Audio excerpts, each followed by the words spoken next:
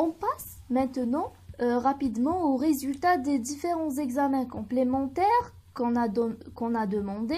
Donc, dans l'hémogramme, une anémie, plus souvent une anémie normocytaire, normochrome arégénérative ou peu régénérative. On peut aussi avoir une anémie hémolytique, leuconeutropénie, thrombopénie, la plasmocytose circulante, on en a parlé.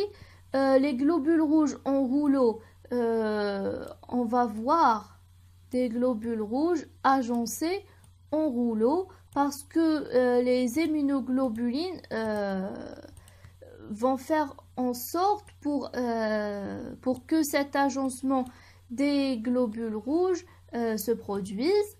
L'AVS, elle sera accélérée, donc voilà la première heure, mais elle est censée être accélérée, mais elle peut être normale lorsqu'il s'agit d'un myélome multiple à chaîne légère, c'est-à-dire dans la définition, on a parlé qu'il y a une prolifération plasmocytaire et les plasmocytes vont produire des immunoglobulines. Mais ce n'est pas une règle parce qu'il y a le myélome multiple à chaîne légère, c'est-à-dire il n'y aura pas production de immunoglobulines complètes, mais de chaînes légères seulement, ou bien une prolifération sans production ni d'immunoglobulines complètes ni de chaînes légères, c'est-à-dire non excrétant. Donc dans ces cas, et aussi lorsqu'il y a une cryoglobulinémie, l'AVS elle sera normale. Donc à la protédémie, on aura une hyperprotédémie, c'est logique, parce que les immunoglobulines sont de nature protéique, glycoprotéines. Les chaînes légères sont de nature protéique, donc hyperprotédémie. Et là, depuis tout à l'heure, je disais myélome multiple, mais immédiatement, on ajoute le troisième M de monoclonalité. Et c'est pour ça, à l'électrophorèse des protéines plasmatiques, on aura un pic étroit. Un pic étroit.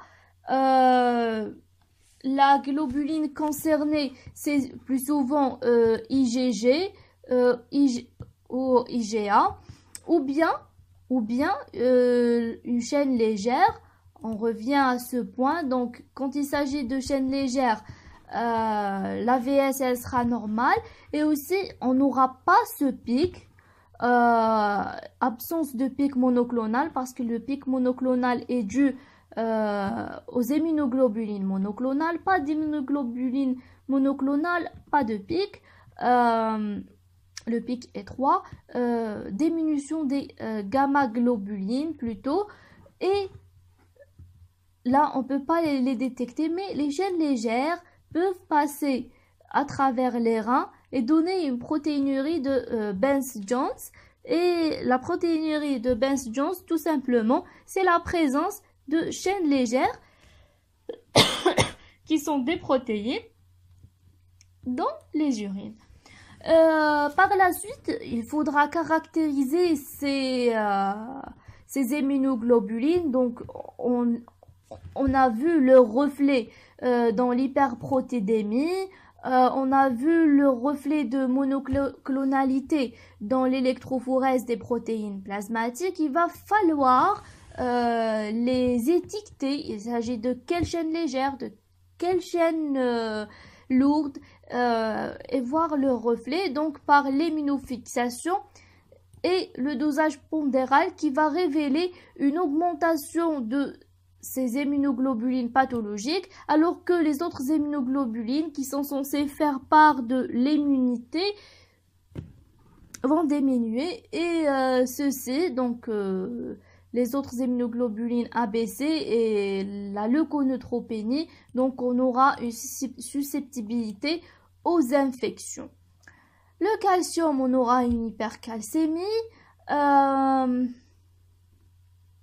On aura une hypercalcémie.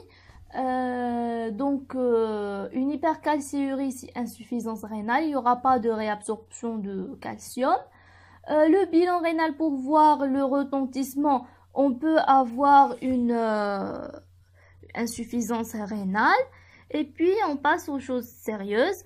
Donc, on avait dit que ça se passe dans la moelle osseuse. Pour voir ce qui se passe dans la moelle osseuse, on fait un hémogramme pour voir le reflet, les conséquences en périphérie.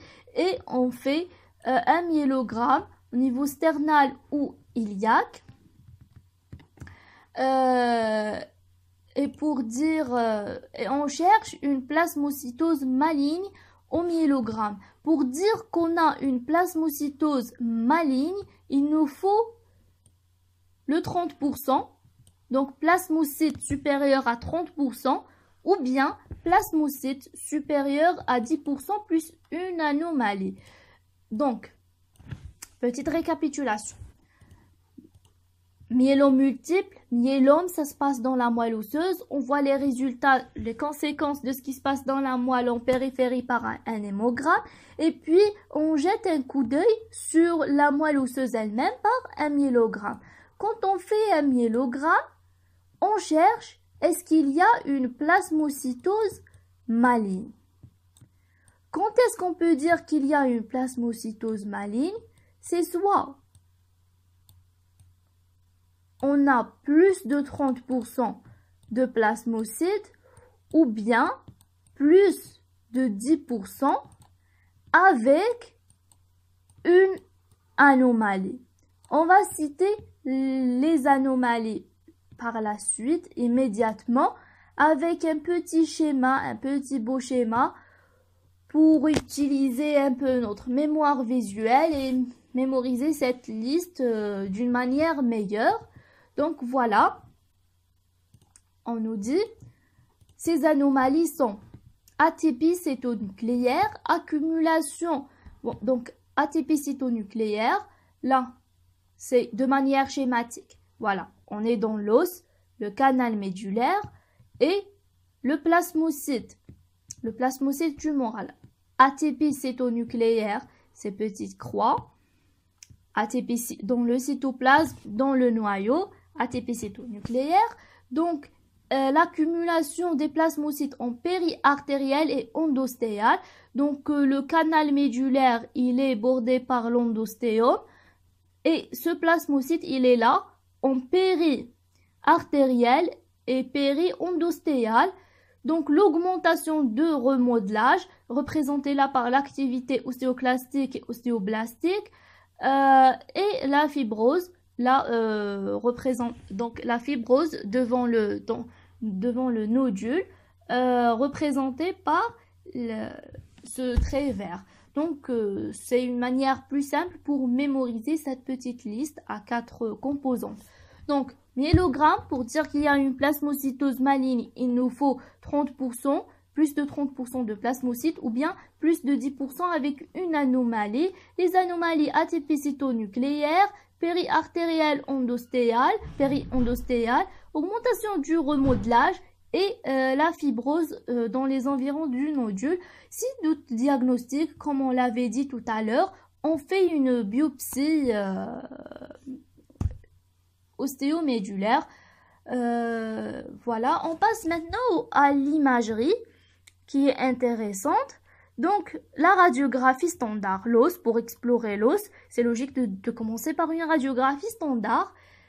Donc, à la radiographie standard, on a 3 catégories. Soit elle peut être normale, et ceci, dans 30% des cas, elle est normale. On peut avoir une condensation, et puis on a les lésions les plus caractéristiques, les lésions lytiques, la lyse. Il peut s'agir d'une lacune, une lyse segmentaire ou une déminéralisation diffuse. Voilà, vous voyez là l'hiérarchisation donc d'une lacune, une simple lacune, à la lésion segmentaire comme la vertèbre borgne, la disparition d'une partie de côte, à la déminéralisation diffuse qu'on peut détecter par augmentation de transparence. un petit détail à aborder à ce stade, lacune. Voilà, lacune à l'emporte-pièce.